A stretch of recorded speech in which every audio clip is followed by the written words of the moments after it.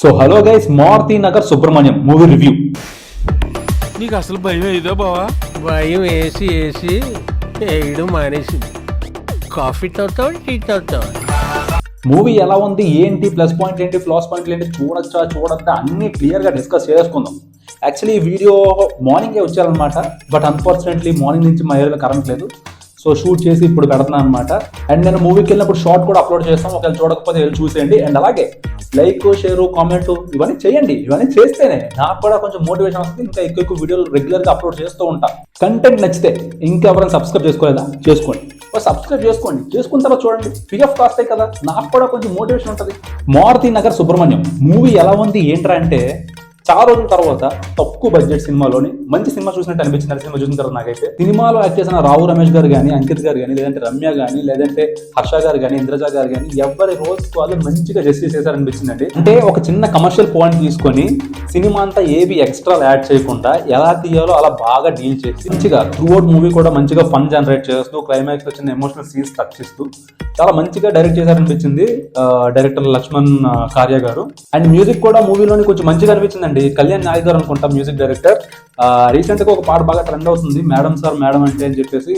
ఆ పాట కానీ లేదంటే మూవీ బీజియం కానీ కొంచెం మంచిగా అనిపించింది. అండ్ ఇంకా మూవీ విషయానికి వస్తే, ట్రైలర్లో ఎస్టాబ్లిష్ చేసినట్టు ఒక మిడిల్ క్లాస్ వ్యక్తి తనకు రావాల్సిన గవర్నమెంట్ జాబ్ కోసం ఒక 25 సంవత్సరాలు వెయిట్ చేసి, ఈ 25 సంవత్సరాల లైఫ్ స్పాన్లోని తన జీవితాన్ని ఎలా లీడ్ చేశాడు, తనకు వచ్చిన కాన్ఫ్లిక్ట్స్ని ఎలా ఓవర్కమ్ చేశాడు, తన ఫ్యామిలీతో కానీ లేదంటే తన వైఫ్తో కానీ, తన సన్తో కానీ, వాళ్ళ అత్తతో కానీ మధ్య జరిగే ఫన్ సీక్వెన్స్లు కానీ, ఎమోషనల్ సీక్వెన్స్లు కానీ ఎలా అవుతూ ఉంటాయి అని చుట్టూ తిరిగే కాన్సెప్టే మూవీ అండి.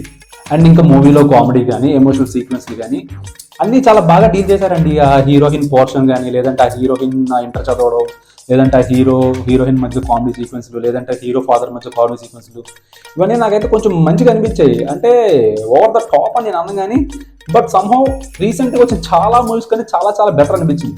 ఎందుకు చాలా బెటర్ నేను అంటున్నా అంటే, ఇప్పుడు ఆర్గానిక్ కామెడీ అని చెప్పేసి ఒకటి ఉంటుందండి. ఫర్ ఎగ్జాంపుల్ ఇప్పుడు మీరు పెళ్లి చూపులు తీసుకోండి, లేదంటే ఈ నగరానికి ఏమైనా తీసుకోండి, ఇట్లా చాలా మూవీస్ ఉంటాయి, చిన్న మూవీస్.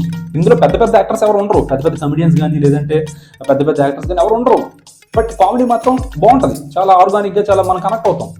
బట్ చాలా కొంచెం పెద్ద యాక్టర్స్ ఉంటారు, కొంచెం కమర్షియల్ మూవీస్ ఉంటాయి, అవి కావాలని కొంచెం ఇన్ఆర్గానిక్ కామెడీ పెడతారు. ఏదో ఆర్టిఫిషియల్ లాగా మొత్తం సీక్వెన్స్ అంతా ఉంటుంది, ఏదో ఖచ్చితంగా జోకు నవ్వండి అన్నట్టుగా ఉంటాయి సీక్వెన్స్ అన్ని. అలాంటివి చూస్తే నాకు చాలా వస్తుంది.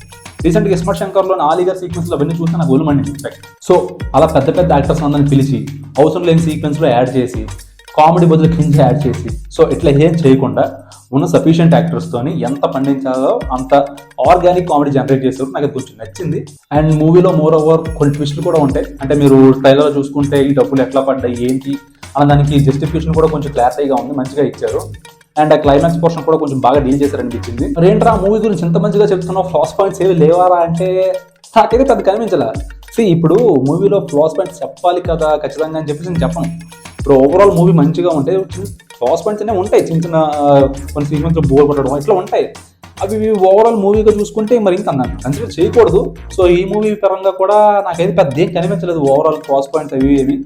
కాకపోతే అంటే ప్రీ క్లైమాక్స్ టైంలోని ఇంద్రజ గారు కొంచెం డ్యాన్స్ సీక్వెన్స్ ఉంటాయన్నమాట, అది నాకు కొంచెం ఎక్కలేదు. బట్ ఇట్స్ ఓకే, ఒక కమర్షియల్ మూవీ అన్న తర్వాత ఇలాంటి చిన్నవి యాక్సెప్టెడ్ అనమాట. అండ్ ఓవరాల్ గా మూవీ ఎలా ఉందిరా ఏంట్రా అంటే బాగుంది. మూవీ అయితే మంచిగా ఉంది. చాలా రోజుల తర్వాత ఫ్యామిలీస్తో చూడడానికి ఒక మంచి మూవీ వచ్చింది అనుకోవచ్చు. ఒకవేళ వీకెండ్ ఖాళీ అయితే ఫ్యామిలీస్తో వెళ్ళండి, మీరు అందరూ ఎంజాయ్ చేస్తారు నాకు తెలిసి. సో ఇది మన మారుతి నగర్ సుబ్రహ్మణ్యం మూవీ రివ్యూ. నచ్చినాయి అనుకుంటున్నాను. నచ్చితే మాత్రం లైక్, షేర్, కామెంట్ అని చెయ్యాలి. చేస్తే మనకు కూడా కొంచెం రీచ్ వస్తుంది, మనం కూడా కొంచెం వీడియోలు ఎక్కువ చేస్తూ ఉంటాం. సో కంటెంట్ నచ్చుతున్నట్టయితే మాత్రం ఇంకా ఎవరైనా సబ్స్క్రైబ్ చేసుకోకపోతే సబ్స్క్రైబ్ చేసేసుకోండి. అండ్ అలాగే ఫ్రెండ్స్కి కూడా షేర్ చేయండి, నాకు కూడా కొంచెం హెల్ప్ అవుతుంది, నాకు కొంచెం రీచ్ ఎక్కువ వస్తుంది. కలుద్దాం నెక్స్ట్ వీడియోలో. Till then take care, by.